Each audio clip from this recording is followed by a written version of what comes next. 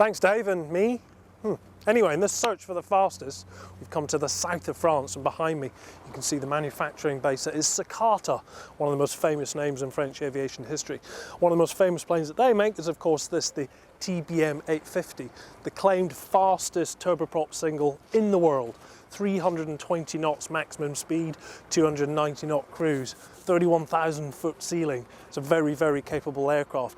Much too good for me, I'm afraid to say, so Phil O'Donoghue's going to do the flying. But before that, let's look at some stats and facts about this very cute aircraft. Now, to hit 320 knots, you need a lot of design input, a lot of power, and at the business end here, we've got a Pratt & Whitney Canada PT6A, very well-known engine. This is the 66D model, which gives up to 850 horsepower. It's actually 700 horsepower on all applications, and it's married to a big fat Hartzell 4-blade prop. Let's look at some of the other tricks. Now, it's not just about brute power. To get the most speed possible from that engine, the aerodynamicists have been working really hard. Hence, you'll get these very distinctive, long, thin wings tapered at the end. High aspect wing ratio, weather radome here. Now, one of the traditional problems of a high aspect wing, long, thin ones, is that you lose a lot of lift at lower speed and can make it a bit of a beast to fly when you're down at 60, 70, 80 knots for landing. However, Socata have got very wide flaps here, and in order to accommodate that, very thin ailerons. So, how do they get the stall speed at 65 knots, which this has for comfortable landing, but still have good roll authority from the ailerons, so it's good to fly? Well, here we go. You'll see they've got these innovative spoilers set into the top of the wing. Every time this goes up, you get more downforce there, more roll authority. Really good compromise, well done. So there's some of the distinctive attributes of this aircraft on the outside, but what's it like inside at the sharp end for the chaps who have to fly it? Well, really nice. I have to say, it's a $3 million aircraft and it feels every cent.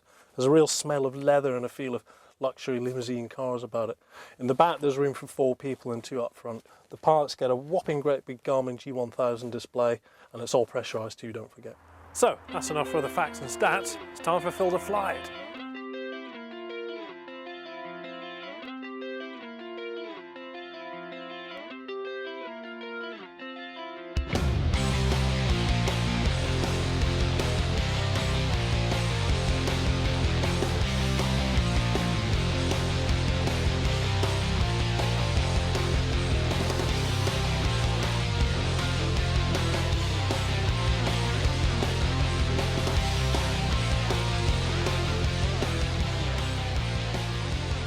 So Phil, you got to test the TBM850. What's your first impression of it? You know, I've been waiting quite a long time to fly this aeroplane, and it really is met my expectations. It's wonderful to fly.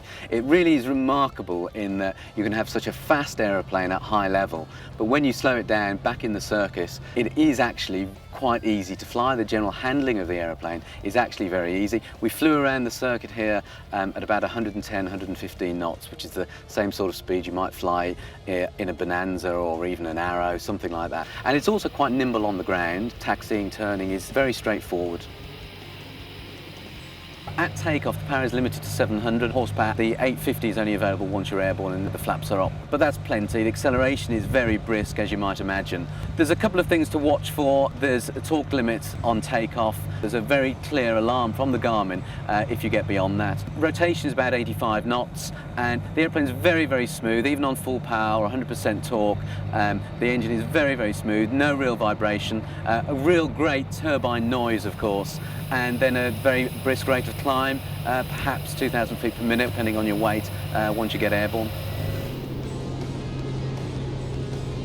It has the performance at high altitude of a turboprop, obviously, or even a VLJ, and yet when it's on the ground and in the circuit, it handles very much like a high-performance single-engine aeroplane. It is almost 2 aeroplanes in one. Now, most imposing of all, it seems, in P1 is this big 15-inch Garmin G1000 screen in front of you. How is it to use? Well, it is actually quite a complex system itself. In an aeroplane like the TBM, it really is a huge benefit, though. You know, situational awareness is fantastic. It's wonderful to have such big screens. There's quite a bit of redundancy built into it as well. So this is one of the fastest of its type in the world, but is it within reach of the normal PPL? A lot of the pilot owners that buy TBMs have a PPL. The factory here put a lot of emphasis on the training and operating the aeroplane under IFR. You need a single-engine turbine class rating for the TBM series, but at the end of that training, assuming that you've got a reasonable amount of experience in IFR before you start the training, and they insist on that. By the time you finish the training course, you certainly will be competent. So how would you boil down what the TBM850 actually is and what it meant to you to fly it? Really, it is the ultimate going places aeroplane.